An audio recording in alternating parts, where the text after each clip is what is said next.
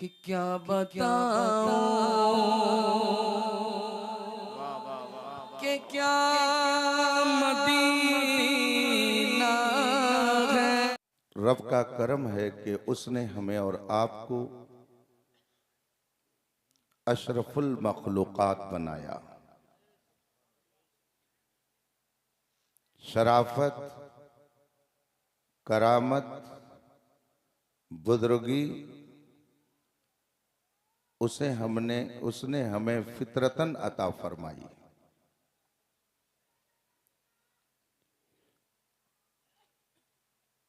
और इस दुनिया में आने से पहले जो दुनिया उसने बसाई, उस दुनिया में सारी रूहों को जमा फरमाकर अपनी रुबूबियत का इकरार कराया। आलम अरवाह में सिर्फ हमें नहीं थे जो इस वक्त उसकी रुबूबियत का इनकार कर रहे, वो भी थे। आलम अरवाह में रब्बे कायनात ने एक सवाल किया, अलस्तो बे रब्बिकुम, क्या मैं तुम्हारा रब नहीं हूं? कालू बला, सारी रूहों ने कहा क्यों नहीं, बेशक तू हमारा परवरदिगार है। लेकिन सवाल ये होता है कि रूहों को कैसे पता चल गया कि वो परवरदिगार है? ये इल्म रूहों को कहां से आ गया? कैसे उन्हें इल्म हुआ कि जो हमसे अहदो पैमान करा रहा है वही हमारा परवरदिगार है? इसका जवाब कुरान में मिलेगा।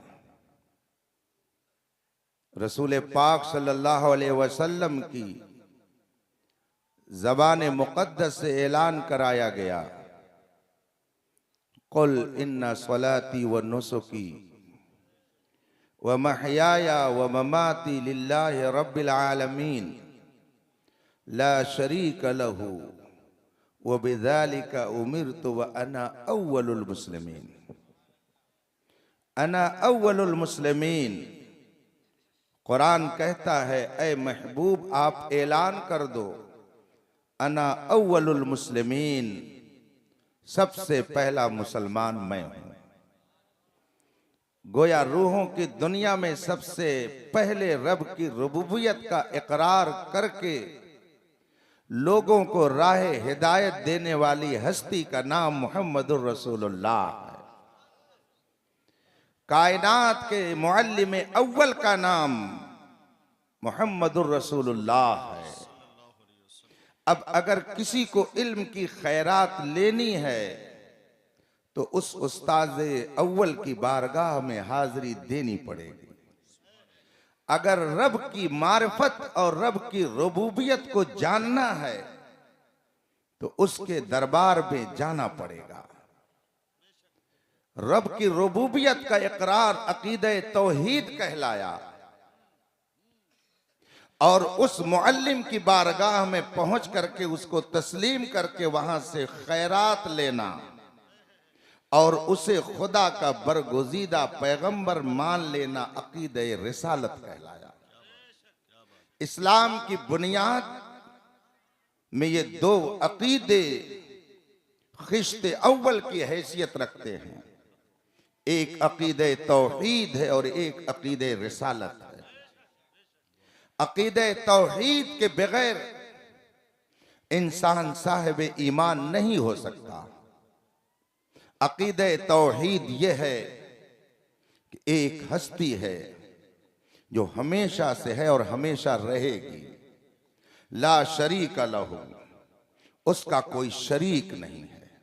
ला सहीमा लहू वला नजीर लहू वला वजीर लहू वला जिद्द लहू वला निद्द लहू। न उसका कोई नजीर है, न उसकी कोई मिसाल है, न उसका कोई हमसर है, न उसका कोई मुकाबिल है। वही कायनात को चलाता है। कायनात में जो कुछ होता है सब उसी की मशीयत से होता है। मा तशाऊन इल्ला अन यशा अल्लाहु रब्बुल आलमीन। तुम कुछ नहीं चाहते बस वही जो खुदा चाहता है। फ़अालुल लिमा युरीद, वही जो चाहता है करता है। यफ़अलु मा यशा, वो जो चाहे करे, उससे कोई मुआखजा नहीं कर सकता। वही कायनात में सब कुछ करता है। इसीलिए गौसे आजम, इमामुल आरिफीन, आलिम रब्बानी, महबूब सुबहानी, हजरत सैयदना शेख अब्दुल कादिर जिलानी कुद्दसा सिर्रुहुर रब्बानी ने इरशाद फरमाया, ऐ इंसान, अपने वक्त को 3 चीजों में जाये मत कर। अपने कीमती वक्त को 3 चीजों में लगा के बर्बाद मत कर। इसलिए कि वक्त तुझे बहुत कीमती हैसियत से जानना चाहिए। वक्त बहुत ही कीमती शय है, इसे जाये मत कर। गौसे आजम फरमाते हैं कि जो चीज खत्म हो गई, जो तुझसे छूट गई, जो फौत हो गई, जो चली गई, उसको याद कर करके अफसोस में मत बैठ और वक्त को जाये मत कर, वो आने वाली नहीं है। फरमाते हैं कि ऐ इंसान, अपना ताल्लुक लोगों से बढ़ा मत। इसलिए कि लोगों से अगर ताल्लुक बढ़ाएगा और खुदा से ताल्लुक नहीं रखेगा, ये ताल्लुक तुम्हारे काम नहीं आएगा। यौम यफिरुल मर्उ मिन अखी, कयामत के दिन भाई अपने भाई से भागेगा, बेटा बेटी अपने माँ अपने बाप से भागेंगे। ये सब एक दूसरे से जुदा हो जाएंगे। गौसे पाक रज़ियल्लाहु ताला अन्हु फरमाते हैं कि लोगों में अपने ताल्लुकात को बनाने में अपने वक्त को जाये मत कर, खुदा से ताल्लुक मजबूत कर, यही ताल्लुक काम आएगा। आगे फरमाते हैं कि अपने वक्त को फी इर्ज़ाई जमील खल्क, सारी मखलूक को खुश करने में जाये मत कर। इसलिए कि सारी मखलूक को तो खुश नहीं कर सकता है। इसलिए उसे खुश कर जिसने तुझे खुशी दी है। उसे खुश कर जो तुम्हें खुशी अता करता है। उसे खुश कर जो तुम्हें हर मुसीबत में सहारा देता है। उससे ताल्लुक पैदा कर जो तुम्हें हर मुसीबत में काम आने के लिए तुम्हारे सर पर रहमतों की बारिश करता है। उससे ताल्लुक पैदा कर जिसकी मर्जी से तू आया है। उससे ताल्लुक पैदा कर जिसकी मर्जी से तू जाएगा। हमारा नौजवान कहता है, उलमा 1400 साल पुरानी बात बयान करते हैं, दुनिया कहां से कहां चली गई, ये 1400 साल पुरानी ही बातें कहते हैं। आप इंसाफ से मुझे बताइए, दुनिया कहां से कहां चली गई? फिरौन कहां चला गया? नमरूद कहां चला गया? शद्दाद कहां चला गया? कारून कहां चला गया? अबू जहल कहां चला गया? ये सब इसी जमीन में मिट गए और इनका कोई वजूद बाकी नहीं, मगर मुस्तफा के वफादार गौसे आजम कल भी जिंदा थे, आज भी जिंदा है। ख्वाजा गरीब नवाज कल भी जिंदा थे, आज भी जिंदा हैं। मखदूम अशरफ कल भी जिंदा थे, आज भी जिंदा हैं। सैयदना सालार मसूद गाजी कल भी जिंदा थे, आज भी जिंदा है। इमाम अहमद रजा कल भी जिंदा थे, आज भी जिंदा हैं। हजरत यहिया मनयरी कल भी जिंदा थे, आज भी जिंदा हैं। ताजु शरिया कल भी जिंदा थे और आज भी जिंदा हैं। आप कहते हो दुनिया कहां से कहां चली गई, मैं कहता हूं न गोरे सिकंदर है न कब्रे दारा, मिटे नामियों के निशा कैसे कैसे, जिनके महलों में हजारों रंग के फानूस थे, झाड़ उनकी कब्र में है और निशा कुछ भी नहीं। जिनकी आमद की सदा से गूंजते थे आसमां, गोरे बगली की झपट में पहलवां कुछ भी नहीं। 4 दिन की चांदनी है फिर अंधेरी रात है, यह तेरा हुस्नो शबाब है नौजवान कुछ भी नहीं। तू कहता है दुनिया कहां से कहां चली गई। हजरत लोग 1400 साल पुरानी ही बात कहते हैं। इस मौके पर मुझे एक आलमी मुबल्लिग, जिसे मुबल्लिग इस्लाम खलीफे आला हजरत अल्लामा अब्दुल अलीम मेरठी सिद्दीकी नव्वरल्लाहु मरकदहू के नाम से दुनिया जानती है। ये आला हजरत के शागिर्द हैं, उनके तिलमीज़ रशीद हैं, आला हजरत के खलीफा हैं और रिवायत के मुताबिक तकरीबन 30 जबानों में तकरीर फरमाते थे और इनकी तकरीर से तकरीबन 70,000 लोगों ने दामने इस्लाम से वाबस्तगी इख्तियार फरमाई थी। ये फरमाते हैं अपने एक खिताब में, लोग कहते हैं आगे बढ़ो तो तरक्की करोगे, आगे चलो तो तुझे इज्जत मिलेगी। अल्लामा मेरठी फरमाते हैं मैं कहता हूं पीछे चलो, पीछे चलो, पीछे चलो और पीछे चलो और 1400 साल पीछे चले जाओ और मुस्तफा के सहाबा के नक्शे कदम पर चलने लगो तो तुम भी कहोगे कि दश्त तो दश्त हैं, दरिया भी न छोड़े हमने, बहरे जुल्मात में दौड़ा दिए घोड़े हमने। तुम भी कहोगे और तुम्हें भी लोग बताएंगे कि मोहम्मद से वफा तूने तो हम तेरे हैं, ये जहां चीज है क्या लौहो कलम तेरे। इस्लाम के बुनियादी अकायद में अकीदे तौहीद सब पर मुकद्दम है और उसके बाद अकीदे रिसालत है कि अल्लाह ने 1 लाख कमो बेश 2,24,000 अंबियाए किराम इस दुनिया में भेजा और आखिरी नबी हमारे आपके आका व मौला सारी कायनात के पैगंबर हजरत मोहम्मद मुस्तफ़ा सल्लल्लाहु अलैहि वसल्लम को अल्लाह ने इस दुनिया में भेजा। अब कयामत तक कोई नबी नहीं आ सकता, कयामत तक कोई नया रसूल नहीं आ सकता। अब सिक्का चलेगा तो मोहम्मद अरबी का चलेगा, अगर जिक्र आम होगा तो मोहम्मद अरबी का होगा और अगर कोई मिटाना चाहे तो 1400 साल की तारीख बता रही है कि मिट गए, मिटते हैं, मिट जाएंगे आदा तेरे, न मिटा है न मिटेगा कभी चर्चा तेरा। और जो जितना ही मिटाने के लिए आगे बढ़ेगा, इमाम अहमद रजा की जबान में हम कहेंगे अर्श पे ताजा छेड़छाड़, फर्श पे तुरफा धूमधाम, कान जिधर लगाइए तेरी ही दास्तान है। वही धूम अब भी है माशा अल्लाह, मिट गए आप मिटाने वाले। अकीदे रिसालत और अकीदे तौहीद ये इस्लाम के बुनियादी अकायद हैं। इसको मैंने इसलिए जिक्र किया कि हजरत अल्लामा बलियावी साहब से आप सुनेंगे कि इस वक्त दुनिया भर में इन दोनों अहम अकीदों पर हमला करने के लिए न जाने कितनी दुश्मन ताकतें मैदान में उतरी हुई हैं। अकीदे तौहीद को बर्बाद करने के लिए न जाने कितने दुश्मनाने इस्लाम ने कमरे हिम्मत कस ली है। उसके नतीजे में हजारों नौजवान रोजाना हजारों नौजवान अपने अकीदा और ईमान को बर्बाद कर रहे हैं।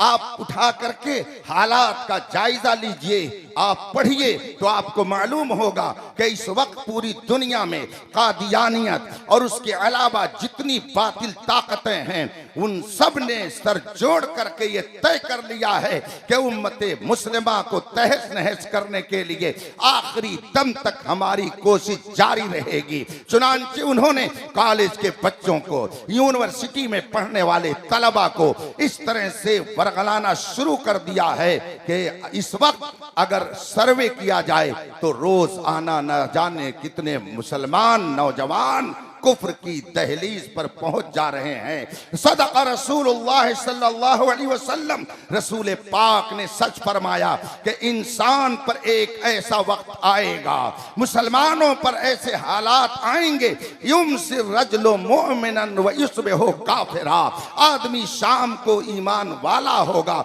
और सुबह होते होते वो बेईमान हो जाएगा, सुबह को मुसलमान रहेगा और शाम होते होते वो बेईमान हो जाएगा। हम अपने माथे की आंखों से देखते हैं। वो नौजवान जो सुन्नी सहील अकीदा थे, अपने घराने और खानदान के एतबार से सुन्नी समझे जाते थे, लेकिन रात को जब वो बिस्तर पर गए और उन्होंने व्हाट्सएप खोला तो ये व्हाट्सएप के मुफक्किर, व्हाट्सएप के स्कॉलर, फेसबुक के मुहक्किकों को जब इन्होंने सुनना शुरू किया तो किसी मिर्जा को सुना, किसी इंजीनियर को सुना, किसी हामिदी को सुना, न जाने कैसे कैसे लोगों को सुना। शाम को सोया था तो साहिब ईमान था, मगर उस बदअकीदे की बात जहन में बैठ गई तो सुबह होते होते बदअकीदा हो जाता है। सदका रसूलुल्लाह, रसूल पाक ने सच फरमाया, इंसान शाम को मोमिन होगा और सुबह होते होते अपना ईमान खो बैठेगा। इस वक्त दुनिया में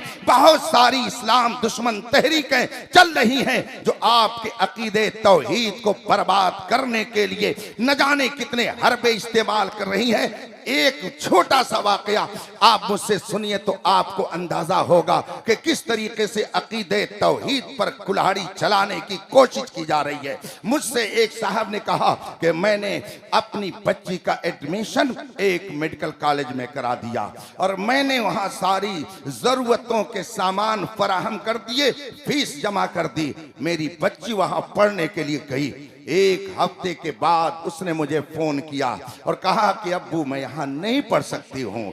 मैंने कहा क्यों नहीं पढ़ सकती हो? कहा जब आप मिलेंगे तब मैं ये बताऊंगा। कि हफ्ता, 2 हफ्ता, 3 हफ्ता, 1 महीना गुजर गया।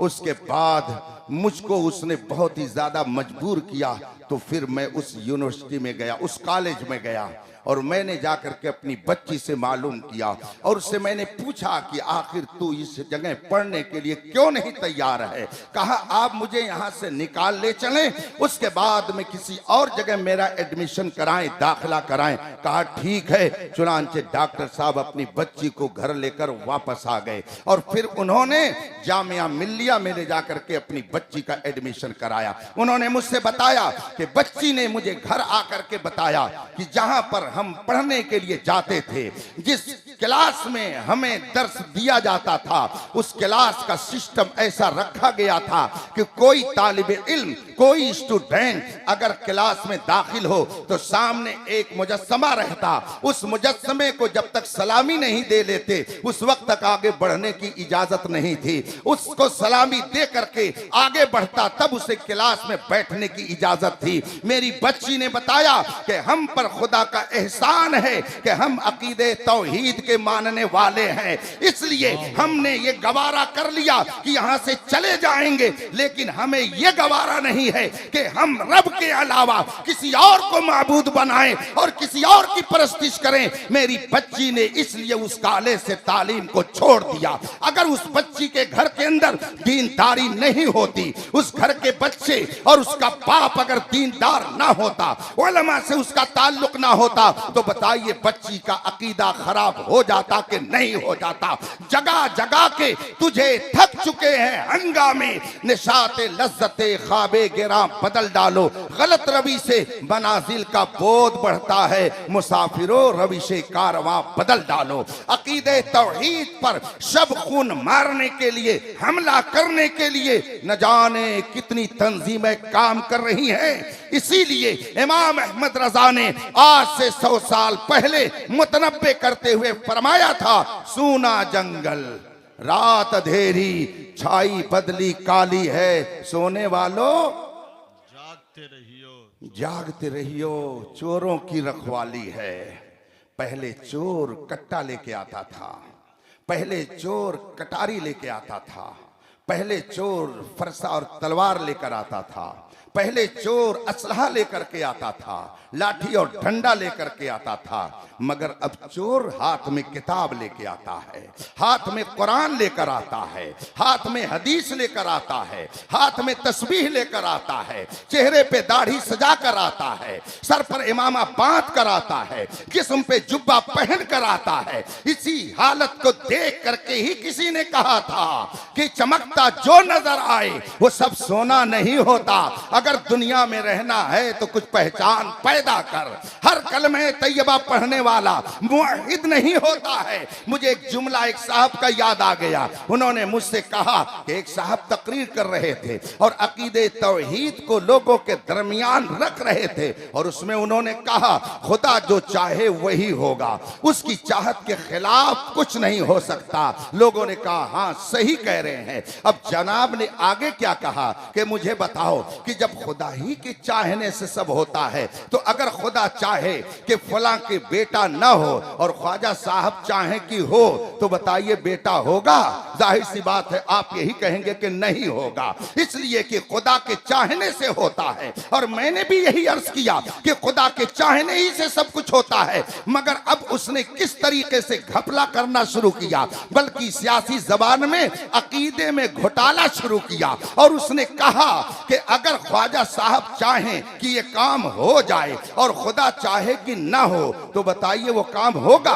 आप भी कहेंगे कि नहीं होगा। जो ही उन्होंने मुझसे ये बात कही मैंने कहा इसने अपनी खबासत कौम में दाखिल करने की कोशिश की है और लोगों को गुमराह करने के लिए एक हथकंडा इसने इस्तेमाल किया। इसलिए कि ख्वाजा गरीब नवाज अल्लाह के महबूब है, ख्वाजा गरीब नवाज अल्लाह के फरमा बरदार है। महबूब अपने मरकज़े अकीदत के खिलाफ चाहता ही नहीं है। आप ये जो कह रहे हो कि ख्वाजा साहब चाहे और खुदा न चाहे तो बताइए वो काम होगा? मैंने कहा ख्वाजा साहब वो चाहेंगे ही नहीं जो खुदा न चाहे, ख्वाजा साहब वही चाहते हैं जो खुदा चाहता है, तभी तो वो खुदा के महबूब बन गए। नारे तकबीर, नारे रिसालत, मसलके आला हजरत हजरत अल्लामा मुफ्ती अख्तर हुसैन साहब किबला। सुभान अल्लाह। अब आप बताइए एक जुमले में उसने कितने लोगों को गुमराह करना चाहा, लेकिन रजा वालों के सामने सबका निशाना थोड़ी चल सकता है। ये रजा के नेज़े की मार है कि अदू के सीने में गार है, किसे चारा जोई का वार है कि ये वार वार से। अभी 3-4 हफ्ता पहले मैं मुशाहदात इसलिए रख रहा हूं ताकि अपने नौजवानों को मैं मुतमईन कर सकूं। और आखिरी बात जो मैं कहना चाहूंगा ये सब उसके लिए गोया एक तमहीद है। अभी चंद हफ्ता कबल मेरे पास एक फोन आया, घंटी खत्म हुई, मैंने फोन उठा लिया। मैंने उससे पूछा कौन, उसने सलाम किया, मैंने जवाब दिया। उसने कहा मैं राजस्थान से बोल रहा हूँ। हमने कहा कैसे फोन किया? कहा मुझे एक मसला पूछना है। मैंने कहा क्या मसला आपको पूछना है? कहा कि ये बताइए मज़ारों पे क्यों जाया जाता है? यही उसका सवाल था, मज़ारों पे क्यों जाया जाता है? तो हमने उससे पूछा कि आप करते क्या हो, आप पढ़े कितना हैं? उसने कहा कि मैंने हाई स्कूल किया है और इस वक्त मैं जॉब में हूँ, एटा में मैं जॉब में लगा हुआ हूँ और मैंने हाई स्कूल तक तालीम हासिल की है। मेरा घर राजस्थान है। मैंने कहा सुनिए, हम आखिर बुजुर्गों के मज़ारों पे क्यों जाते हैं? बात यह है कि वो अल्लाह के महबूब बंदे हैं और अल्लाह के महबूबों के यहाँ अल्लाह की रहमत उतरती रहती है, वहाँ रहमत नाजिल होती रहती है। इसको समझाने के लिए मुझे कभी कभी एक वाक़े की तफसील में जाना पड़ता है। आपने हजरत सैयदना इमामुल मशाइख शेखुल मशाइख सैयदना अली हुसैन अशरफी मियाँ नव्वरल्लाहु मरकदहू का नाम सुना होगा कि चौचा शरीफ की बड़ी बाअज़मत शख्सियत का नाम हजरत सैयदना अली हुसैन अशरफी मियाँ है। इन्हीं का वाक़या है कि जुमे मुबारका के दिन ये किचौचा शरीफ में बैठ करके वजू फरमा रहे थे और अचानक आंखों से आंसू आ गए। लोगों ने पूछा हुजूर आपकी आंखों से आंसू क्यों आ गए? तो फरमाया कि मैं कुतुबे वक्त का जनाजा जाते हुए देख रहा हूँ और शाम होते होते बरेली से तार आता है कि इमाम अहमद रजा का इंतकाल हो गया। कि छौछा में बैठकर जो बरेली के हालात को देख रहा है वो नबी नहीं है, वो पैगंबर नहीं है, बल्कि वो अल्लाह का एक महबूब बंदा है। जब उनके गदा भर देते हैं शाहाने जमाना की झोली, मुहताज का जब ये आलम है, मुख्तार का आलम क्या होगा? जब नबी की उम्मत में ऐसे ऐसे उलमा मशाइख हैं कि बैठे बैठे अपने घर से दूसरों के हालात को देख लिया करते हैं, तो अगर मदीने में बैठकर मुस्तफा कायनात को देखें तो इसमें कौन सी ताज्जुब की बात है। लेकिन दीदे कोर को क्या आए नजर, क्या देखे। हजरत अली हुसैन अशरफी मियां रहमतुल्लाह अलैह का वाकया बयान किया जाता है कि आप तशरीफ ले गए रामपुर के इलाके में, और उस वक्त नवाबे रामपुर के जाहो जलाल का शोहरा चारों तरफ था। नवाबे रामपुर ने आपके पास पैगाम भेजा कि हुजूर मेरे गरीब खाने पर जलवा फरमा हो जाएं, इज्जत अफजाई फरमाएं। हजरत ने दावत कबूल फरमा ली और फिर नवाबे रामपुर के घर आप तशरीफ ले गए। नवाबे रामपुर ने आपको अपने तख्त पर बिठाया। उस जमाने में आपके इस जमाने की तरह लाइट और पंखे का इंतजाम नहीं था, हाथ से पंखा झला जाता था। नवाबे रामपुर ने हजरत को तख्त पर बिठाया और पीछे से ताजीमन एहतरामन खुद ही पंखा झलने लगा। मजमा सामने मौजूद था। इतने में किसी ने कहा कि हजरत तशरीफ फरमा है, अगर किसी को कुछ पूछना है तो पूछ ले। इत्तेफाक से एक आदमी पीछे से खड़ा हुआ। उसने कहा मुझे एक सवाल करना है। हजरत ने फरमाया क्या सवाल है। उसने कहा हुजूर मैं ये जानना चाहता हूँ कि अगर बंदा कोई दुआ करता है तो उसकी दुआ कौन कबूल करता है। हुजूर अशरफी मियां रहमतुल्लाह अलैह ने फरमाया कि ये भी कोई पूछने की बात है, हर मुसलमान ये जानता है कि बंदे की दुआ खुदा कबूल करता है, खुदा दुआ कबूल करता है, और कौन कबूल करता है। उसने कहा ठीक है हुजूर, अब दूसरा सवाल ये है कि उसको कहां से पुकारा जाए कि वो हमारी दुआ को कबूल कर ले, उससे कहां से बुलाया जाए, उससे कहां बैठकर दुआ की जाए कि वो हमारी दुआ को कबूल कर ले। हजरत ने इरशाद फरमाया उसको जहां से तुम पुकारोगे, जहां से बैठ के दुआ करोगे, अगर वो चाहेगा तो तुम्हारी दुआ को कबूल कर लेगा। दुआ वही कबूल करता है। आप मैदान कारजार में हो तब भी वो दुआ कबूल करना चाहे तो कर लेगा। आप दोस्तों की महफिल में हो, मस्जिद में हो, मदरसे में हो, जहां दुआ करें, अगर वो चाहेगा तो दुआ कबूल कर लेगा, और अगर न चाहे तो खाने काबा की जंजीर पकड़ करके दिन भर खड़े रहे, फिर भी कुछ होने जाने वाला नहीं है। दुआ खुदा कबूल करता है, और जहां से चाहे वो बंदा उसे पुकारे, अगर वो चाहेगा तो दुआ कबूल कर लेगा। कहा हुजूर ये भी बात समझ में आ गई, मगर एक तीसरा सवाल और रह गया। कहा क्या है। कहा हुजूर आपने बताया दुआ खुदा कबूल करता है, आपने ये भी बताया कि उसे जहां से पुकारा जाए और जहां से उससे दुआ की जाए, अगर वो चाहेगा तो दुआ को कबूल कर लेगा। हुजूर दोनों बातें समझ में आ गई, मगर तीसरा सवाल ये है कि जब वही दुआ कबूल करता है और जहां से उसे पुकारा जाए, अगर वो चाहेगा तो दुआ कबूल कर लेगा, हुजूर तब आप क्यों कहते हैं किसी परेशान ज़दा को, मुसीबत ज़दा को, आपके पास अगर कोई आसेब ज़दा आता है तो आप कहते हैं कि छौछा चले जाओ, और अगर किसी को औलाद की जरूरत होती है तो आप कहते हैं अजमेर चले जाओ, और अगर किसी को बीमारी से शिफा लेनी है, कोढ़ का मर्ज उसका ठीक होना है, तो उसको आप कहते हैं कि इसको लेकर के बहराइच चले जाओ। जब दुआ खुदा कबूल करता है तो क्यों आप बहराइच भेजते हैं, क्यों किछौछा भेजते हैं, क्यों अजमेर भेजते हैं। हजरत ने फरमाया ठीक है तुम्हारा सवाल सही है। बात तो समझ में आ रही ना आप लोगों के। हम भी आप ही के दरमियान के हैं, ना आप इंग्लैंड से, हम तुरान से हैं, हम दोनों के दोनों हिंदुस्तान ही से हैं। अगर आप मेरी गुफ्तगू को संजीदगी से थोड़ी देर और समाप्त कर लेंगे तो मैं समझूंगा मेरा आना उसूल हो गया। आपने फरमाया बेशक खुदा दुआ कबूल करता है, और जहां से पुकारा जाए वो अगर चाहेगा तो दुआ कबूल कर लेगा। अब आपने उससे फरमाया आओ करीब आ जाओ। इकबाल साहब आ रहे हैं, आइए करीब आ जाइए, आप भी आ जाइए, चलिए करीब आ जाइए, ताकि आपको बलियाबी साहब का फैज मिल जाए, और अवाम अभी अपना फैज जेब से निकाल कर आपके दरमियान रखेगी। आइए तशरीफ ले आइए, उधर से आ जाइए, दरूद शरीफ पढ़िए। आप हजरात अपनी जगह बैठ जाइए। अल्लाहुम्मा सल्ली अला सय्यदना व मौलाना मुहम्मद मादनी जूद वल करम व आलिहिल किराम अजमईन। हजरत ने फरमाया करीब आ जाओ। अब वहां से उठा, आपके पास कुर्ब में आकर बैठ गया। हजरत ने खामोशी इख्तियार फरमाई, उसे कोई जवाब नहीं दिया। थोड़ी देर के बाद फरमाया अपनी जगह पर चले जाओ। अब फिर वो अपनी जगह पर चला गया। थोड़ी देर के बाद हजरत ने फरमाया वो साइल किधर है जिसने सवाल किया था? कहा जी हजरत हाजिर हूं। कहा आओ करीब आ जाओ। उसने कहा हुजूर एक मर्तबा आपने बुलाकर मुझे भरी महफिल में रुसवा किया, आपने मुझे बुलाया, कोई जवाब नहीं दिया और आपने मुझे वापस कर दिया, क्या हुजूर फिर ऐसा ही करेंगे? फरमाया कि आओ करीब तो आओ। फिर वो दोबारा करीब आकर बैठ गया। हजरत ने इरशाद फरमाया ये बताओ कि तुम वहां बैठे थे तब तुम्हें हवा लग रही थी या मेरे करीब में आए तब तुम्हें हवा लगने लगी है? उसने कहा हुजूर मैं दूर था तो मुझे हवा नहीं मिल रही थी, मगर मैं करीब आपके बैठ गया तो मुझे हवा मिलने लगी। और हवा कौन दे रहा था? पंखा कौन झल रहा था?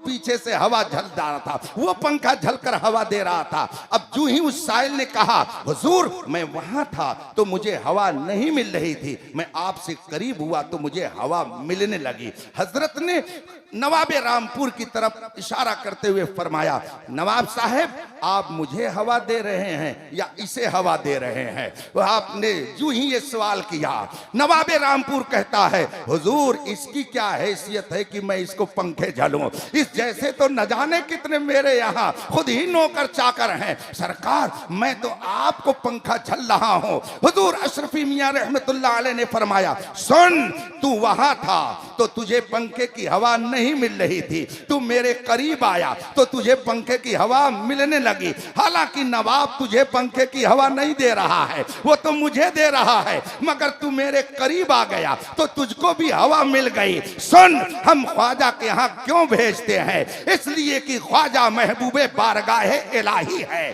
ख्वाजा का दरबार वो है जहां पर रहमतों का हरदम नुज़ूल होता है, तजल्लियात की बारिश होती है, अनवारे इलाही वहां झमाझम बरसते हैं। और हम ये भी जानते हैं कि ये अवाम इनकी जबान में वो तासीर नहीं है, इनके किरदार में वो पाकीज़गी नहीं है, इनकी गुफ्तार में वो तकद्दुस नहीं है, ये इस काबिल नहीं है कि फौरन इन पर रहमत इलाही मुतवज्जे हो जाए। हम ख्वाजा के यहाँ इसलिए भेज देते हैं कि वहां जो रहमतों की झमाझम बारिश हो रही है ये भी करीब में पहुंच जाएंगे, उस बारिश से इन्हें भी हिस्सा मिल जाएगा।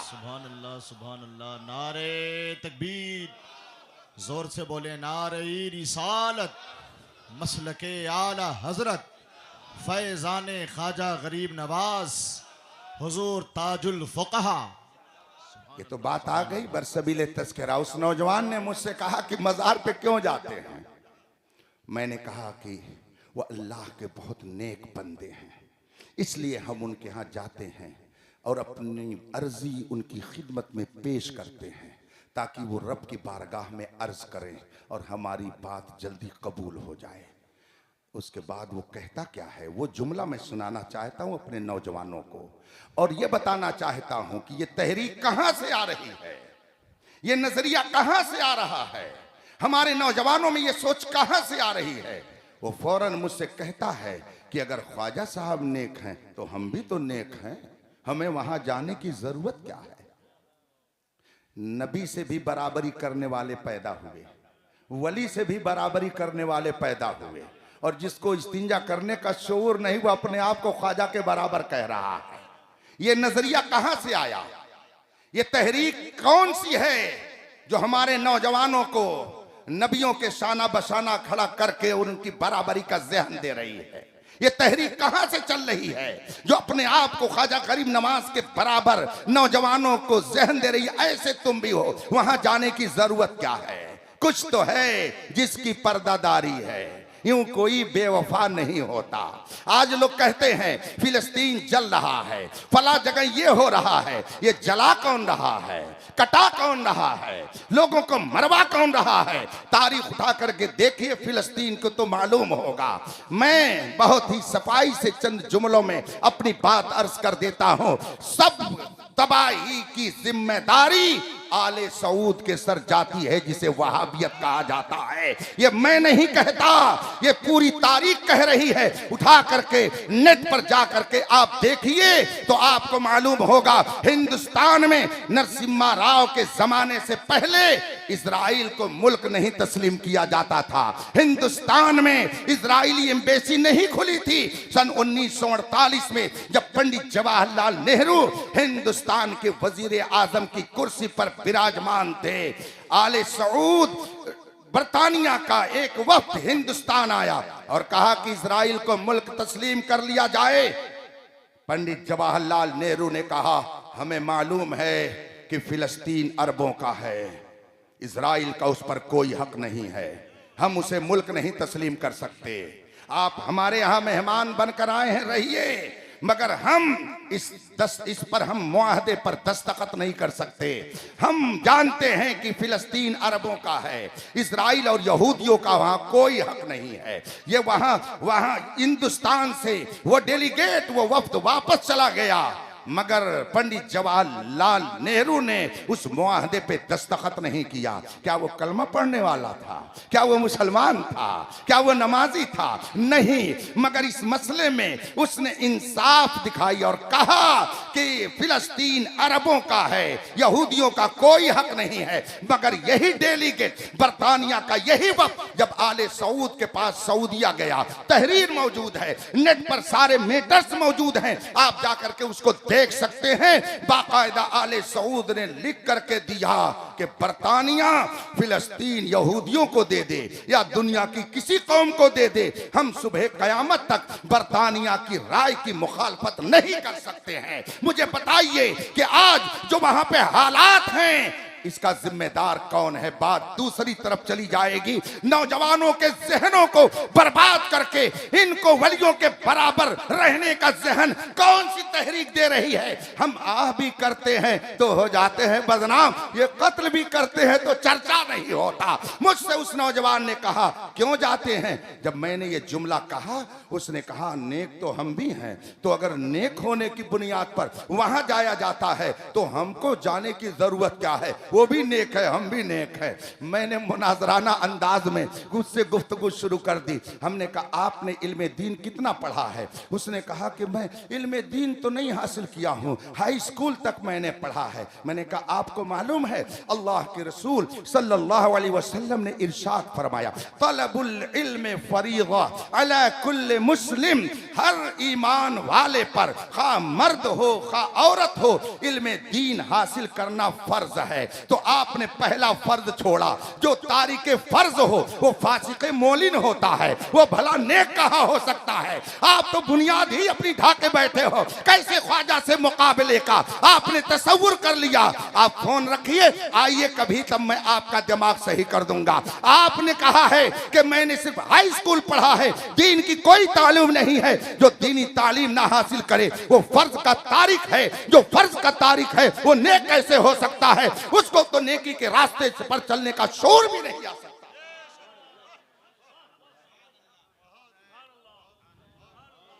हजरात, बातें बहुत है कहने को, और अगर कही जाएं तो वो शेर बिल्कुल सुनाना पड़ेगा कि दिल के फफोले जल उठे, सीने के दाग से इस घर को आग लग गई, घर के चिराग से। जुब्बा व साफा पे कुरान व हदीस लेकर अकीदे तौहीद को तौहीद के नाम पर बर्बाद करने के लिए अंदरूनी तहरीक भी है, बैरूनी तहरीक भी है। और फिर अकीदे रिसालत की तरफ चलिए तो उसको ख़त्म करने के लिए, उस अकीदे को बर्बाद करने के लिए तो हिंदुस्तान में तहरीक जितनी जोर से चली थी, अगर इमाम अहमद रजा हिंदुस्तान में न पैदा हुआ होता तो इस तहरीक ने गांव के गांव को रसूल का गुस्ताख बना दिया होता। मैंने एक मौके पर चंद उलमा के दरमियान ये बात रखी, क्या वजह है? हिंद के अलावा दूसरे ममालिक में भी बड़े बड़े उलमा थे, बड़े बड़े मशाइख थे, बड़े बड़े पीराने तरीकत थे, बड़े बड़े दानिश्वर थे, मगर वहां पूरा का पूरा मुल्क, पूरी की पूरी आबादी, पूरा का पूरा शहर शहर बदअकीदा हो गया, मगर हिंदुस्तान में ऐसा नहीं हो सका। निकाली सैकड़ों नहरें कि पानी कुछ तो कम होगा, मगर फिर भी मेरे दरिया की तुगयानी नहीं जाती। अहले सुन्नत के नाम पर ख्वाजा के दरबार में देखो तो जम्मे कफीर दिखाई देता है। इमाम अहमद रजा की तुरबत पर जाइए तो लाखों की भीड़ नजर आती है। सैयदना सालार मसूद काजी के यहाँ जाइए, महबूब इलाही के यहाँ जाइए, कुतुबुद्दीन बख्तियार काकी के यहाँ जाइए, हजरत मखदूम पाक के यहाँ जाइए। रोकने वाले रोक रहे हैं मगर रुकने का नाम नहीं लिया जा रहा है, बल्कि वो बबागे दोहल कहते हैं कि तुम लाख रोको मगर याद रखो तुम जल जाओगे, मर जाओगे, सड़ जाओगे, मगर हमारा जाना महबूबों के दयार में बंद नहीं कर सकते हो। आखिर ये माहौल कैसे बाकी है? मैंने ये सवाल किया कि और भी तो मुल्क में उलमा थे, दूसरे ममालिक में बड़े बड़े मशाइख थे, आप तारीख पढ़िए तो आपको मालूम होगा। मैंने उनसे कहा क्या वजह है? हजार तहरीकें चलाई गई, कोशिश की गई, अंदर और बाहर से न जाने कितने पैतड़े बदले गए, मगर उसके बावजूद अल्हम्दुलिल्लाह हिंदुस्तान की सुन्नियत आज भी टनाटन बोलती नजर आती है, अक्सरियत में पाई जाती है। इसकी वजह क्या है? तो किसी ने कहा ये वजह हो सकती है, किसी ने कहा ये वजह हो सकती है। उसमें एक दीदावर आलिम बैठे हुए थे, तजर्बेकार थे। उन्होंने फरमाया कि सुनिए बात यह है, और मुल्कों में आलिम थे मगर वहां कोई अहमद रजा नहीं था। हिंदुस्तान में अहमद रजा था, इसलिए हिंदुस्तानी मुसलमानों के ईमान की हिफाजत हो गई। इसीलिए दुनिया कह रही है डाल दी कल्ब में अजमते मुस्तफा सैयदी आला हजरत पे ला। और जब उसने तहफ़्फ़ुज़े अज़मते रिसालत की तहरीक चलाई, तहफ़्फ़ुज़े अज़मते सहाबा, तहफ़्फ़ुज़े अज़मते अहले बैत, तहफ़्फ़ुज़े उलमाए दीन की तहरीक चलाई, तो उसका नतीजा क्या हुआ? मुस्तफ़ा जाने रहमत ने ऐसा करम फरमाया, ऐसा करम फरमाया कि मुखालिफीन सर पटक पटक करके मर गए, मरते भी जा रहे हैं, मगर इमाम अहमद रजा का हाल क्या है? सब उनसे जलने वालों के गुल हो गए चराग, अहमद रजा की शम्मा फरोता है। बात आ गई, हमारे बलियावी साहब भी बैठे हैं, बात की तायद हो जाएगी, बात में बातें निकलती जा रही। मुझे अभी सुबह क्लास में जमदा शाही पहुंचना है। मुझसे आप झारखंड जो एक अजीम इदारा अपने अंदर रखता है जिसे फैजुल उलूम कहा जाता है, जो रईसुल कलम अल्लामा अरशदुल कादरी अली रहमत व रिजवान की अजीम यादगार है, उसके मनसबे शेखुल हदीस पर फाइज होने वाली शख्सियत हजरत मौलाना मुफ्ती आबिद हुसैन साहब मिसबाही है। उन्होंने मुझसे खुद बयान किया कि बरेली से क्या अकीदत थी अल्लामा अरशदुल कादरी की, उसे जरा सुन लीजिए। मैंने कहा सुनाइए। दास्ताने मोहब्बत है, उसे तो हम बहुत ही शौक से सुनते हैं, बहुत ही शौक से हम दास्ताने इसको वफा को सुनते हैं। कहा एक मौके पर अल्लामा अरशदुल कादरी अलैहि रहमत व रिजवान ने दावत दी खानवादे रज़विया के चश्मो चराग हजरत अल्लामा सिब्तैन रजा खान साहब अलैहि रहमत व रिजवान को, और फिर वो जलसे में जलवा फरमा हुए। अल्लामा अरशदुल कादरी रहमतुल्लाह अलैह कहीं बाहर तशरीफ ले गए थे और वहां से आ रहे थे, फोन करके मुझसे फरमाया कि आपने क़याम गाह उलमा की कहां कहां रखी है। मैंने तफसील बता दी और उसके बाद में उन्होंने खास कर नाम लेकर के पूछा अल्लामा सिब्तैन रजा की क़याम गाह कहां है। अल्लामा आबिद साहब ने फरमाया कि मैंने आपके कमरे में, जो इदारे में आपका कमरा जहां आप पढ़ाते हैं बैठते हैं, वहां मैंने उनकी क़याम गाह रखी है।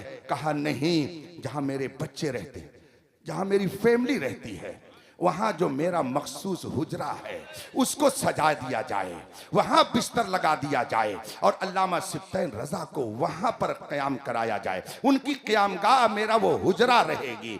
कहा अच्छा, कहा ठीक है, लेकिन हजरत सब इंतजाम हो गया है। कहा ठीक है, लेकिन उनकी क़यामगाह तो मेरा वो कमरा होगा जहां मेरे बच्चे भी मेरे साथ रहते हैं। और फिर क्या जुमला इरशाद फरमाते हैं, रईसुल कलम फरमाते हैं, मौलाना सुनो, आला हजरत के खानवादे पर रसूल पाक की खुसूसी इनायत है। मैं ये चाहता हूं कि अल्लामा सिब्तैन रजा के जरिया वो रसूल पाक की खुसूसी इनायत बरेली के वास्ते से मेरे घर में भी आ जाए।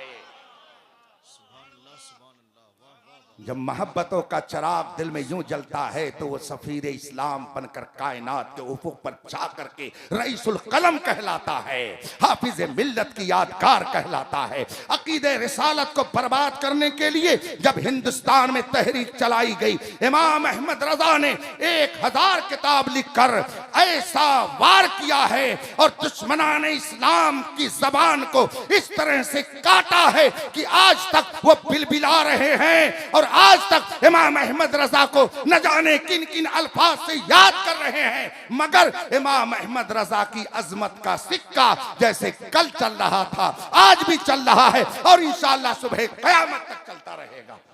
आप कहेंगे कि मौलाना ये कौन सी तहरीक थी? मैं नाम नहीं लूंगा इसलिए कि नाम लेकर के अपनी जबान को मैं खराब नहीं करूंगा।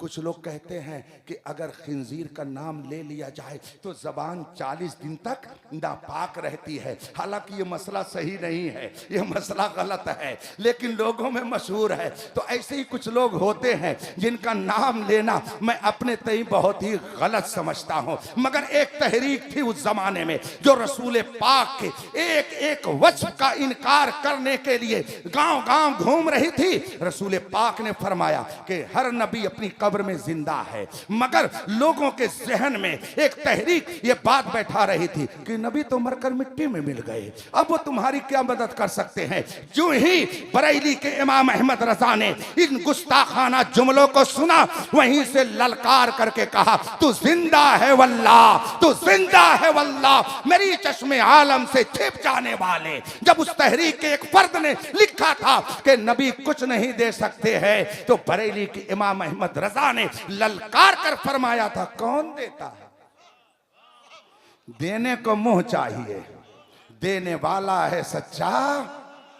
और जब वो तहरीक कहती थी कि नबी तो गांव के चौधरी की तरह है, तो ऐसे मौके पर इमाम अहमद रजा हमें सबक दे रहा था। सबसे औला व आला हमारा नबी, सबसे बाला वो वाला।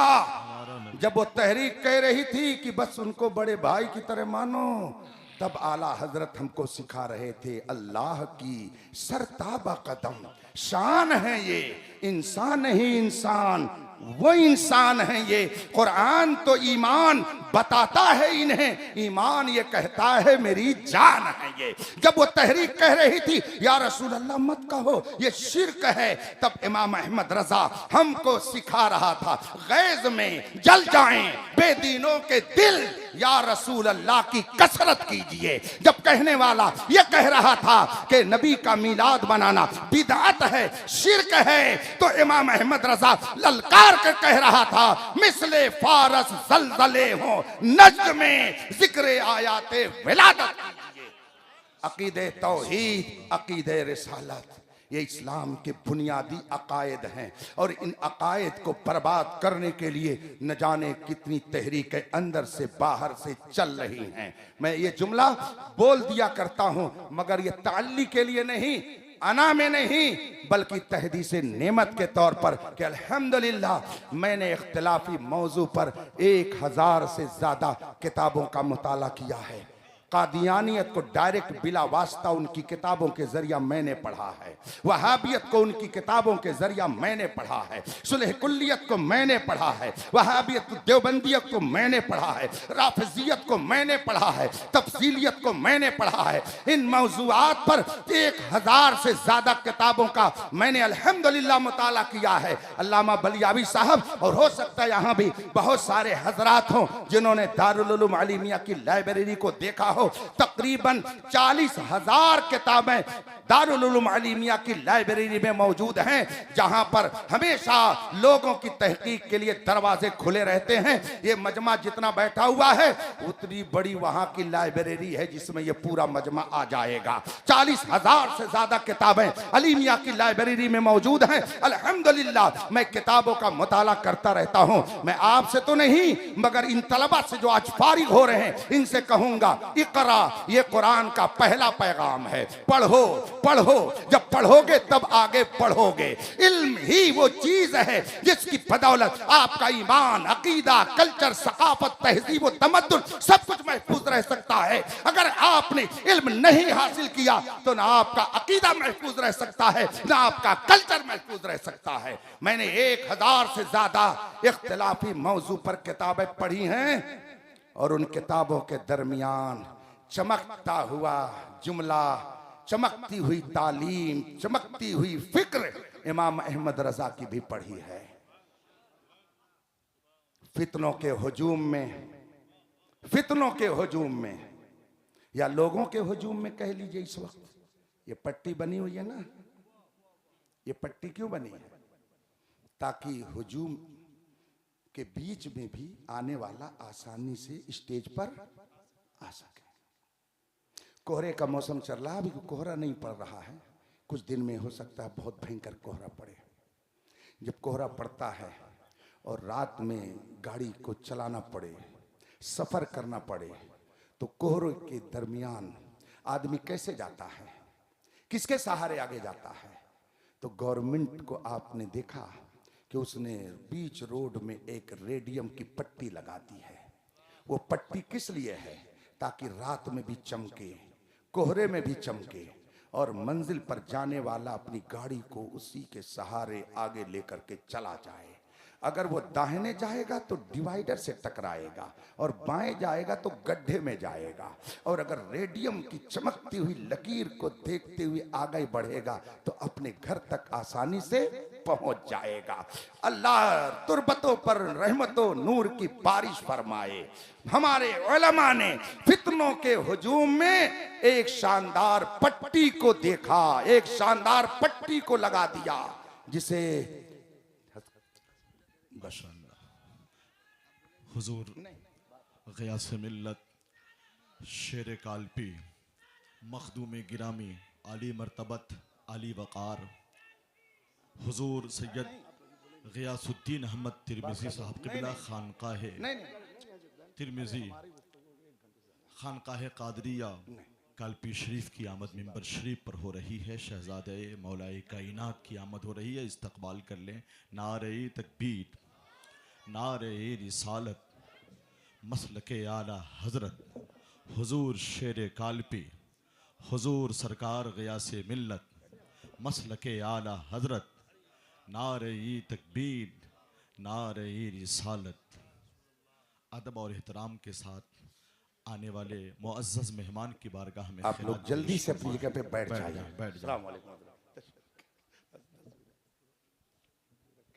बैठ जाइए, जल्दी से बैठ जाइए। बस मेरी गुफ्तगू आखिरी मरहले में है, बल्कि आखिरी जुमला आप तक पहुंचा रहा हूं। फितनों के हुजूम में बस बैठ जाइए और हजरत का दीदार कीजिए। जानते हैं ये दादा पीर की खानकाह के सज्जादा नशीन है, सबकी लगाम इन्हीं के हाथ में है। हम सब लोग दुआ में कहते हैं, दे मोहम्मद के लिए, रोजी कर रहमत के लिए, खाने फजलुल्लाह से हिस्सा गदा के वास्ते। काल्पी शरीफ की मसनद अजीम के साहिब सज्जदा हैं। वहां से फैज बिलगिराम शरीफ पहुंचा, वहां से फैज मारहरा शरीफ पहुंचा, वहां से फैज बरेली शरीफ पहुंचा, और बरेली शरीफ से फैज आपके इस गांव, क्या नाम इस गांव का? मुर्गिया। अरे मुर्गवा कह दिया होता भाई, ये मुर्गिया क्यों कहने लगे आप लोग? मुर्गवा चक में पहुंच गया है।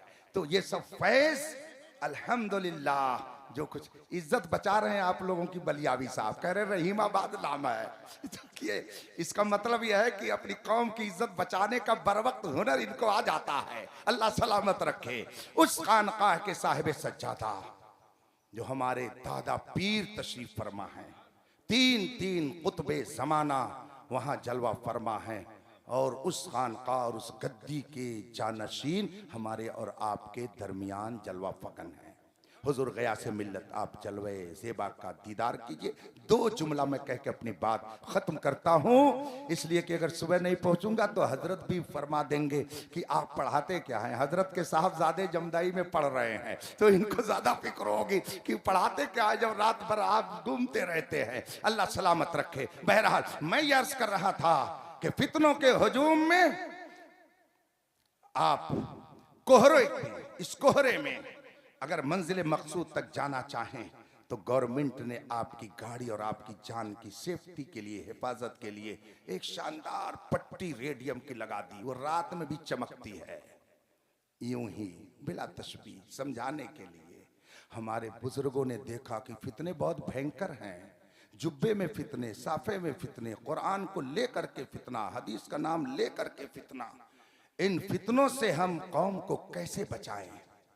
जान की हिफाजत के लिए गवर्नमेंट ने रेडियम की पट्टी लगाई। हमारे उलमा ने आपके ईमान की हिफाजत के लिए एक शानदार पट्टी लगाई जिसे मसलके आला हजरत कहा जाता है। इसी पर चलते रहिएगा, इंशाअल्लाह मंजिल मकसूद तक पहुंच जाइएगा। मसलके आला हजरत आपके अकीदे तौहीद की हिफाजत का जिम्मेदार है।